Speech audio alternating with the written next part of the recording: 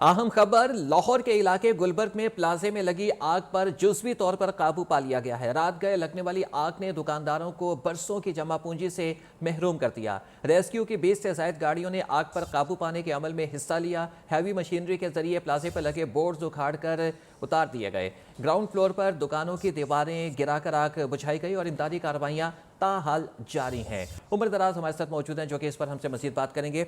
उमर दराज, कुछ देर पहले आग पर जुज़वी तौर पर काबू पा लिया गया था, अब ताज़ा सूरत हाल क्या है? हाँ जी बिल्कुल, गुज़श्ता रात 1 बजे ये आग जो है वो लगी थी। तकरीबन 7 घंटे हो गए। 7 घंटे के बाद जो है वो जुज़वी तौर पर इस आग पर जो है वो काबू पा लिया गया है। 25 से ज़ायद गाड़ियाँ जो 1122 की, इसके साथ साथ तकरीबन 30 से ज़ायद जो गाड़ियाँ वासा, PHA और फायर ब्रिगेड की गाड़ियों ने जो है वो अंत तक कोशिश और मेहनत के बाद इस आग पर जो है वो जुज़वी तौर पर जो है वो काबू पा लिया। अगर बात की जाए इस प्लाजा के हवाले से, तो ये यहाँ के जो दुकानदार, उनका ये कहना था कि रात 11:30 बजे जो है हमने यहाँ पे मेन ब्रेकर जो है वो बंद किया था, लेकिन उसके बाद जो है वो तकरीबन 1 घंटे बाद जो है वो आग यहाँ पे लगी, क्योंकि उनका ये कहना है कि मुबैना तौर पर शॉर्ट सर्किट की वजह से यहाँ पे आग नहीं लगी। मुबैना तौर पर जो प्लाजा की इंतजामिया है, ये उनकी जानिब से जो है उन्होंने इल्ज़ाम लगाया कि उनकी जानिब से आग लगाई गई है। उनका कहना है कि हमें तकरीबन 2 माह से ये कहा जा रहा था कि आप लोग ये दुकानें जो है वो खाली कर दें, हम इस प्लाजे को गिरा के नया प्लाजा बनाएंगे और आपको शॉप जो है वो दोबारा दे देंगे। जिस पर इनके दुकानदार हजरात का ये कहना है कि हम लोगों ने उन्हें इनकार किया और हमसे जो है वो ये इस इनकार की वजह से जो है वो इंतज़ामिया की जानिब से ऐसा किया गया। और उनका ये कहना है कि हुकूमत जो है वो हमें इंसाफ दिलाए और आला हुकाम जो है हमें जो है वो यहाँ पे इंसाफ दिलाए। अगर बात की जाए यहाँ पे आग लगने की, तो तकरीबन 11:30 बजे मेन ब्रेकर बंद होने के बाद दुकानदार यहाँ से चले गए थे। गुज़श्ता रोज़ संडे का दिन था, लेकिन रात 1 बजे के बाद एक सेकेंड फ्लोर पर आग लगी। आग लगने के बाद जो है वो 1122 की यहाँ पे गाड़ियाँ जो है वो पहुँच गई, अहलकार पहुँच गए, लेकिन आग ने जो है वो पूरे प्लाजे को अपनी लपेट में ले लिया। पहले दूसरे फ्लोर पे लगी। उमर दराज हमारे साथ मौजूद हैं जो कि हमें बता रहे थे कि रात को 1 बजे इस प्लाजे को आग लगी थी और इब्तदाई तौर पर सेकंड फ्लोर पर ये आग लगी थी। फौरी तौर पर जो रेस्क्यू की टीमें हैं वो मौके पर पहुंची और आग पर काबू पाने के लिए उन्होंने कोशिशें शुरू कर दी, लेकिन आग में जो है वो मुसलसल इजाफा ही होता चला गया और फिर ये आग ग्राउंड फ्लोर की तरफ भी आई और फिर रफ्ता रफ्ता इस आग ने पूरे प्लाजे को अपनी लपेट में ले लिया है। जो दुकानदार हैं, जो कारोबारी शख्सियात हैं, यहाँ पर कारोबार किया करते थे, उनकी तमाम ज़िंदगी की जमा पूंजी जो है वो इसमें ज़ाया हो गई। उनका ये कहना था कि ये आग शॉर्ट सर्किट के बाइस नहीं लगी है। लाहौर के इलाके गुलबर्ग में प्लाजे में लगने वाली आग से सैकड़ों घरों के चूल्हे ठंडे पड़ गए। प्लाजे के अहदेदारों ने आग का जिम्मेदार प्लाजा की इंतजामिया को करार दे दिया है। सेक्रेटरी जनरल मिर्जा आमिर बेग का कहना है कि प्लाजे में 11:30 बजे रात मेन ब्रेकर्स बंद कर दिए जाते हैं और गुज़श्ता रात भी हमारी मौजूदगी में ब्रेकर बंद कर दिए गए थे। सदर मोहम्मद इरफान लतीफ़ का कहना है कि आग प्लाजा इंतजामिया ने लगवाई है, हमें इंसाफ दिलाया जाए। मुतादिद बार प्लाजे को खाली करने का कहा गया। आग लगने की FIR प्लाजा इंतजामिया के खिलाफ दर्ज की जाएगी। अंदर हमारे प्लाजे के अंदर कोई जाल नहीं है तारों का, कोई आग नहीं लगने का सवाल पैदा होता, क्योंकि हमारे IT रूम के अंदर मेन बड़ा ब्रेकर है जो रात को 11:30 बजे ऑफ कर दिया गया था। ये 1 विंडो शॉपिंग मॉल है, इनकी चाबियां इनके पास होती हैं, ये हमारे कस्टोडियम है, ठीक है ना। प्लाजा इनके पास होता है, सुबह इन्होंने खोलना होता है, रात को इन्होंने बंद करना होता है। फायर इंस्ट्रूमेंट इन्होंने चलाने थे। अगर आग लग भी गई थी किसी सूरत में, अव्वल तो आग लग ही नहीं सकती, आग लगाई गई है, ठीक है ना। क्योंकि मैं 100% श्योर से कहता हूं, क्योंकि उन्होंने हमें बुलाया था, हमें ऑफ़र की थी, हमने उस ऑफ़र को ठुकरा दिया था। हमने अपने ईमान का सौदा नहीं किया, लिहाजा हमें हुकाम बाला से अपील है कि यहाँ पे आएँ। हम यहाँ से जाएंगे नहीं जब तक हमें इंसाफ नहीं मिलेगा। पेश वालों ने आग खुद लगाई है, हमें इस चीज़ का इंसाफ दिया जाए। गवर्नमेंट से हमारी अपील है कि हमें जल्द से जल्द इसका इंसाफ दिया जाए और तमाम दुकानदारों को उनके नुकसान का ज़ाला किया जाए। हमें जब हायर मैनेजमेंट की तरफ से ऑफ़र आई कि आप इसकी जगह कोई डील कर लें, जब हमने डील नहीं की तो हमें उसकी सज़ा ये मिली। अगर उनसे डील हो जाती तो शायद ये नौबत ना आती, लेकिन उन्हें कोई हल की बजाय हम लोगों का कारोबार बर्बाद कर दिया। हमारी आला हुक्मरान से अपील है कि हमें इंसाफ दिलवाया जाए। एक दफ़ा फिर उमर दराज हमारे साथ मौजूद हैं, बराह रास्त उनसे मज़ीद इस हवाले से बात करते हैं। उमर दराज, ये बताइएगा कि आप तमाम रात इसके ऊपर रिपोर्टिंग करते रहे हैं, आपने क्या देखा, क्या वजह बनी कि तमाम तर कोशिशों के बावजूद भी आग में मज़ीद इजाफा ही होता चला गया?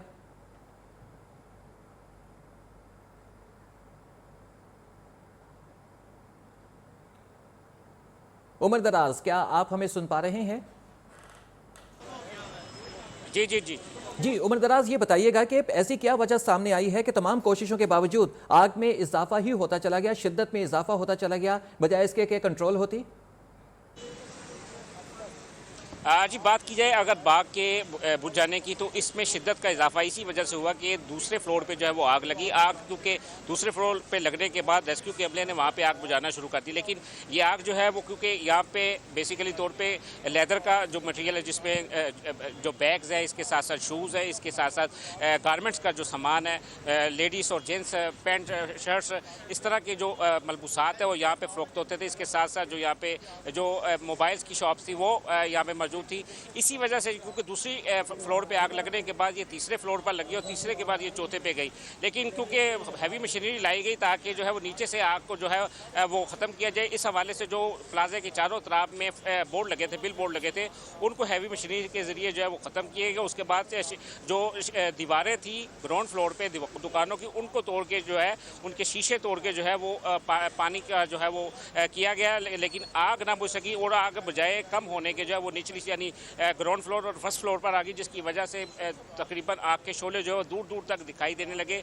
आग की शिद्दत ज़्यादा होने की वजह से 1112 के एहलकारों ने मुख्तलिफ पॉइंट से जो है मुख्तलिफ जो अतवार है, जो मुख्तलिफ इसके तरीक़ाकार, उससे आग बुझाने की कोशिश की, लेकिन ताहाल वो ना कर सके। लेकिन इसके बाद जो है वो आग बुझाने का अमल जो है वो तेज़ कर दिया गया और 1112 की जानिब से जो है वो आग ज़्यादा होने की वजह से पानी का जो है वो ज़्यादा बहाव किया गया और उन जगहों पे ज़्यादा फोकस किया गया जिन जगहों पे आग ज़्यादा थी। तो उसके बाद जो है तकरीबन 6 घंटे की मशक्क़त के बाद, कोशिश के बाद जो है आग जुज़वी तौर पर जो है वो बंद हुई और अब भी जो है वो फर्स्ट फ्लोर पे जो है वो आग थोड़ी आग जो है चली, जबकि कूलिंग का अमल जो है वो शुरू हो चुके हैं। इस हवाले से रेस्क्यू 1112 की जो 25 गाड़ियाँ थी, उनमें से तकरीबन 10 गाड़ियाँ जो यहाँ पे अभी मौजूद हैं, जबकि 15 जा चुकी हैं। इसी तरह फायर ब्रिगेड और वासा के जो टैंकर लाए गए थे वो भी यहाँ से जा चुके हैं, लेकिन ताहाल जो है वो जुज़वी तौर पर आग पर काबू पाया गया है। आग जो है वो ताहाल अभी यहाँ पे आग जो है वो भी चल रही है, लेकिन इसके साथ साथ ये भी बताता चलूँ कि जिन एरियाज़ में जो है वो आग बुझ गई है, वहाँ पे कूलिंग का अमल जो है वो शुरू कर दिया गया है। जी अच्छा, ये बताइएगा कि जुज़वी तौर पर आग के ऊपर काबू पाया गया है, रेस्क्यू की जानिब से कुछ कहा जा रहा है, इंतज़ामिया की जानिब से कुछ बताया जा रहा है कि मुमकिन तौर पर कब तक आग के ऊपर मुकम्मल तौर पर काबू पा लिया जाएगा? जी बिल्कुल, गुज़श्ता रात जब तकरीबन 3:30-4 बजे हमारी डीसी लाहौर उमर शेर चट्ठा से बात हुई, तो उनका ये कहना था कि तकरीबन 5 से 6 घंटे लगेंगे इस आग को काबू पाने के लिए, क्योंकि ये एक ग्रेड की आग है। आग है, एक ग्रेड होने की वजह से आग के शोले जो है वो दूर दूर तक दिखाई दे रहे हैं और काफ़ी तेज़ आग है। कोशिश की जा रही है कि जितनी जल्दी हो सके इसको जो है वो ख़त्म किया जाए, लेकिन आग बुझने का जो है वो नाम नहीं ले रही थी उस वक्त। इसके साथ उनका यही भी कहना था कि ज़िला इंतज़ामिया के जो रिसोर्सेज है उसको पूरी तरह इस्तेमाल किया जा रहा है, ताकि ये जो ऑपरेशन है आग बुझाने का, आतिशज़दगी का, इसको फौरी तौर पे कंट्रोल किया जा सके। इस हवाले से उनका ये कहना था कि 5 से 6 घंटे लगेंगे, जबकि उनके कहने को भी अभी 4 घंटे हो चुके हैं, लेकिन आग जुज़वी तौर पर जो है वो बुझ चुकी है। लेकिन ताहाल जो है वो जो 1112 का अमला जो है वो आग बुझाने की कोशिश में मसरूफ़ अमल है। जी, नुकसान का तखमीना कुछ सामने आ सका है? जी, अगर दुकानदारों की बात की जाए तो यहाँ पे एक ऐसे मंजर देखने को मिले कि जब यहाँ पे रात को हम यहाँ पे आए, जब आग लगी, तो दुकानदार जो यहाँ से दुकानें बंद करके गए, उनको 1 घंटे के बाद इतला मिली कि उनकी शॉप जो है वो, उनके प्लाजे को आग लग गई है। तो वो यहाँ पे पहुँचे और धारे मार मार कर यहाँ पे लोग रोते दिखाई दिए। उनका यही कहना था कि हमारी ज़िंदगी भर की जमा पूंजी जो है वो ख़त्म हो चुकी है, तबाह हो गई। हमारी आंखों के सामने हमने न जाने कितनी मेहनत करके इस मुकाम तक पहुँचे थे, हमने ना जाने कितनी मेहनत करके ये मकाम हासिल किया था, हमारी ज़िंदगी भर की जमा पूंजी खाकस्तर हो चुकी है। बहुत शुक्रिया आपका उमर दराज हमें ज्वाइन करने का। आगे बढ़ते हैं, कुछ दीगर खबरें। तहरीक अदम एतमाद की कामयाबी पर नया सेटअप क्या होगा? ऑपोजिशन ने निज़ामी हुकूमत चलाने के लिए तैयारियां शुरू कर दी हैं। ज़राए के मुताबिक कामयाबी की सूरत में वज़ीर आज़म शहबाज शरीफ होंगे। स्पीकर पीपल्स पार्टी से होगा, जिसका नाम भी पीपल्स पार्टी ही फाइनल करना है। और मौलाना फजल रहमान के साहबजादे मौलाना असद महमूद डिप्टी स्पीकर बन सकते हैं, जबकि सेनेटर रज़ा रुबानी सेनेट से इस्तीफ़ा दिलवाकर गवर्नर सिंध बनाए जाने की तजवीज़ है। वजारत इत्तलात के लिए डॉक्टर नफीसा शाह का नाम सामने आ रहा है। वज़ीर ख़ारजा के लिए हिना रुबानी खर, जबकि वज़ीर दाखिला ख्वाजा आसिफ होंगे। ज़राए ने बताया कि वज़ीर रेलवे ख्वाजा साद रफ़ीक होंगे। 2 वफाकी वज़ीर BNP मेंगल के होंगे। इत्तेहादियों के बारे में तजवीज़ है कि उनके पास जो वजारतें हैं रहने दी जाएं। चेयरमैन सेनेट के लिए यूसुफ रज़ा गिलानी का नाम फाइनल होगा।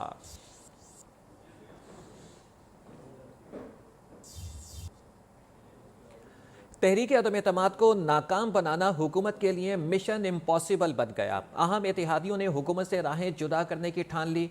ज़राए ने दावा किया है कि मुस्लिम लीग काफ, MQM और बलोचिस्तान अवामी पार्टी ने अपोजिशन को हिमायत का यकीन दिला दिया है। अगले 2 से 3 रोज़ में तीनों हुकूमती इत्तेहादी जमातें अपने फैसले का ऐलान कर देंगी। तीनों जमातों के वज़रा इमरान खान की काबीना से इस्तीफ़ा दे देंगे। तीनों बड़ी हुकूमती इत्तेहादी जमातों से हतमी मामलात आसिफ अली जरदारी ने तय किए। आसिफ जरदारी ने चौधरी परवेज़ इलाही को वज़ीर आला पंजाब बनाने की यकीन दहानी करा दी।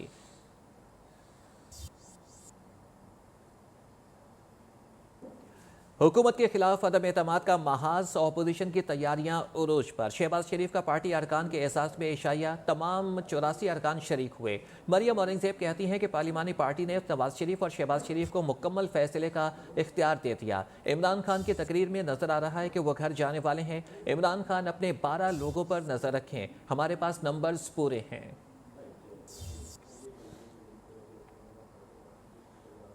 इत्तेहादियों को मनाने का मिशन। गवर्नर सिंध इमरान इस्माइल की MQM के आरजी मरकज़ बहादराबाद जाकर खालिद मकबूल और दीगर से अहम मुलाकात। गवर्नर सिंध ने कहा कि अदम एतमाद की तहरीक नाकाम होगी।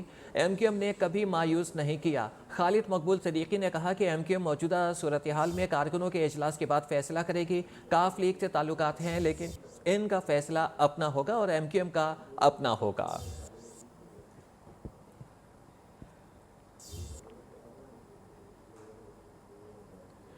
आलू टमाटर की कीमत जानने के लिए सियासत में नहीं आया। वज़ीर आज़म इमरान खान का हाफिजाबाद में जलसे से खिताब। कहते हैं कि जो 3 चूहे शिकार करने निकले हैं, अवाम इनका जल्द शिकार होता देखेंगे। रियासत को गिराने के लिए लोगों का ज़मीर खरीदने की कोशिश की जा रही है। जब कोई पैसे के जोर पर हुकूमत गिराने की कोशिश करे तो कौम मुकाबला करती है। करप्ट अफराद के खिलाफ आवाज़ उठाना अदलिया और इलेक्शन कमीशन की जिम्मेदारी है। एहतसाब के डर से तमाम चोर इकट्ठे हो गए हैं। वज़ीर आज़म इमरान खान ने मौलाना फजल रहमान, शहबाज शरीफ और बिलावल भुट्टो को कड़ी तनकीद का निशाना बनाया।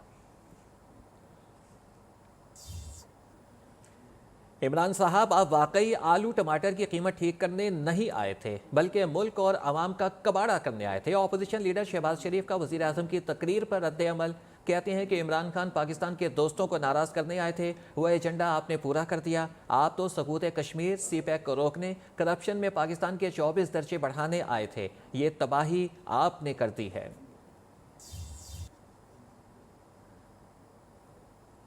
आलू टमाटर के रेट्स पर वज़ीर आज़म के बयान का बिलावल भुट्टो ने भी रद्द अमल दे दिया। कहते हैं कि यही तो मसला है कि आपको आवाम की मुश्किलात का इल्म ही नहीं, इसीलिए तहरीक अदम एतमाद लेकर आ रहे हैं। वज़ीर आज़म जिस काम के लिए आए हैं वो भी नहीं किया।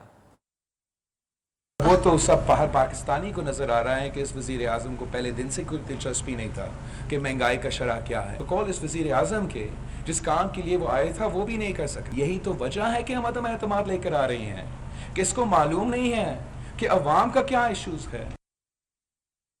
वो तो सब हर पाकिस्तानी को नजर आ रहा है कि इस वज़ीर आज़म को पहले दिन से कोई तेज़ाब गर्दी जैसे संगीन जुर्म का शिकार होने वाले एक बाहिम्मत नौजवान अहमद अब्बास भी हैं, जिन्होंने हादसे में अपनी दोनों आंखें तो खो दी, लेकिन उम्मीद का दामन नहीं छोड़ा। अहमद इकबाल अपनी ज़िंदगी के सफ़र पर किताब लिख रहे हैं। उनसे मिलवा रही हैं कराची से मानिया शकील अपनी इस रिपोर्ट में। तेजाब गर्दी एक घिनौना अमल। पाकिस्तान भर में सालाना 60 से 70 अफराद तेजाब गर्दी का शिकार बनते हैं, जिनमें से एक कराची के 29 साल नौजवान अहमद इकबाल भी हैं, जो 6 साल कबल एक मुखालिफ की जानिब से तेजाब गर्दी का निशाना बने और अपनी दोनों आँखों से महरूम हो गए। अल्हम्दुलिल्लाह मैंने कंप्यूटर सॉफ्टवेयर इंजीनियरिंग की है, लेकिन ज़िंदगी में एक ऐसा हादसा, एक ऐसा भूचाल मेरी ज़िंदगी में आया जिसका मैंने कभी भी गवाना किया था।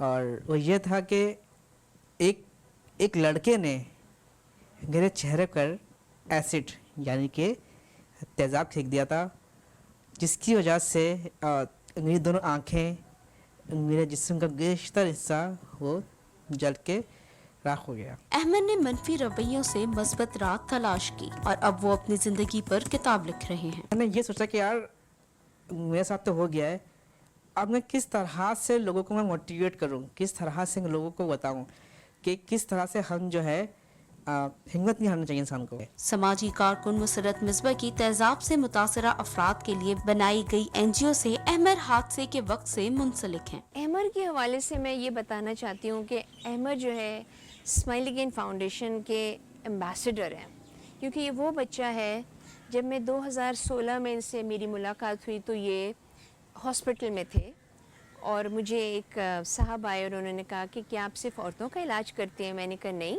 बताइए खैरियत है। तो वो मुझे अहमद के रूम में लेके गए और अहमद जो था वो पट्टियों में बंधा हुआ था, जिस्म का कोई ऐसा हिस्सा नहीं था जो कि नज़र आ रहा हो, मगर अल्हम्दुलिल्लाह अल्लाह ताला ने उसको ज़िंदगी दी। तो मैंने उससे पूछा, मैंने कहा अस्सलाम वालेकुम अहमद, कैसे हैं आप? तो कहता है शुक्र अल्हम्दुलिल्लाह। अहमद इकबाल अपनी तकनीकी सलाहियतों को मजीद दिखाने के लिए कोशां हैं और अपनी ही तरह के दीगर अफराद को भी जिंदगी में आगे बढ़ने की नसीहत करते हैं। अगर हिम्मत, लगन, जद्दोजहद और खुद एतमादी के साथ हो तो इस तरह से अपनी मिसाल कायम की जा सकती है और ये बात अहमद ने साबित कर दी। कैमरामैन मोहम्मद जुल्फिकार के हमरा मानिया शकील, नियो न्यूज़, कराची। हाथ पांव से मासूर मगर हिम्मत ऐसी कि हर कोई दाद देने पर मजबूर हो जाए। मासूरी की वजह से स्कूल से निकाल दिए जाने वाले उमरकोट के रिहायशी तालिब इल्म अली नवाज सोमरो ने हिम्मत नहीं हारी और तालीम जारी रखकर इंटरनेशनल इस्लामिक यूनिवर्सिटी के डिपार्टमेंट ऑफ सोशियोलॉजी में दाखिला ले लिया। इस बाहिम्मत नौजवान से मिलवा रहे हैं शेराज अहमद शिराजी अपनी इस रिपोर्ट में। ये है उमरकोट से ताल्लुक रखने वाले इंटरनेशनल इस्लामिक यूनिवर्सिटी के तालिब इल्म अली नवाज सोमरो, जिन्होंने माजूरी को मजबूरी नहीं बनने दिया और इल्म की प्यास बुझाने के लिए यूनिवर्सिटी का रुख कर लिया।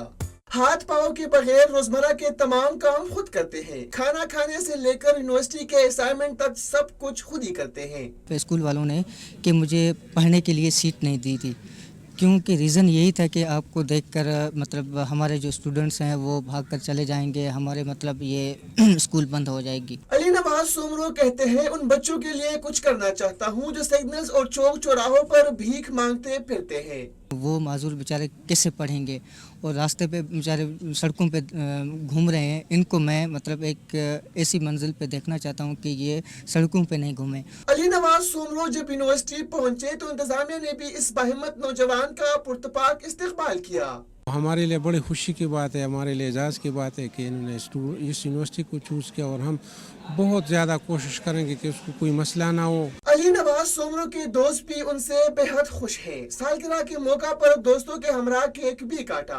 अली नवाज इस हालत में भी अपनी पढ़ाई जारी रखकर उन नौजवानों के लिए मिसाल बन गए जो सब कुछ होने के बावजूद भी नहीं पढ़ते। कैमरामैन अली हैदर के साथ शिराज अहमद शिराजी, न्यू न्यूज़, इस्लामाबाद। कराची में खुद मुख्तार खवातीन के लिए बाइक रैली का इनेकाद किया गया, जिसमें 50 से ज़ायद खवातीन ने शिरकत की। मज़ीद तफसीलात कराची से मानिया शकील की इस रिपोर्ट में। मेरी जान, फराटे भरती, हवा को चीरती, परों को फैलाती, ये है आज की खवातीन जो मोटरसाइकिल पर कर रही हैं सवारी। जी हाँ, ये है आज की औरत का जमाना। कोई भी काम हो कहती है अब कुछ ना रहा नाकाम, खुद को मनवाया और खुद मुख्तार बनाया है। बाइख्तियार हो गई हैं, खुद मुख्तार हो गई हैं, अपना काम अब खुद कर लेती हैं, निकलती हैं और अपना ऑफिस चली जाती हैं और घर के सारे काम जो है वो खुद कर लेती हैं, इंतजार नहीं करती हैं अब स्पेशली घर के मर्दों का कि वो आएंगे तो ही हम जो है वो काम करेंगे। महफूज अपने आप को समझती हूँ, मुझे कहीं खड़ा नहीं होना पड़ता बस के लिए या मुझे चिंची के लिए, रिक्शा का वेट करने के लिए, इसलिए मैं खुद जाती हूँ और वापस भी 10 मिनट में फ़ौरन आ जाती हूँ। रैली में 50 से ज़ायद खवातीन शामिल थीं, जिसमें कमिश्नर कराची ने शिरकत की। खवातीन बाइक रैली का इनेकाद पाकिस्तान रेंजर्स की जानिब से किया गया। Bike rally UBL sports complex से शुरू हुई, वाटर पंप और नाज़माबाद से होती हुई UBL स्पोर्ट्स कॉम्प्लेक्स पर ही इख्तिताम पजीर हुई। अब खवातीन की बारी है खुद मुख्तारी की, कि उसे चलानी है ये सवारी भी। कैमरामैन इफरान बशीर के हमरा मानिया शकील, न्यू न्यूज़, कराची।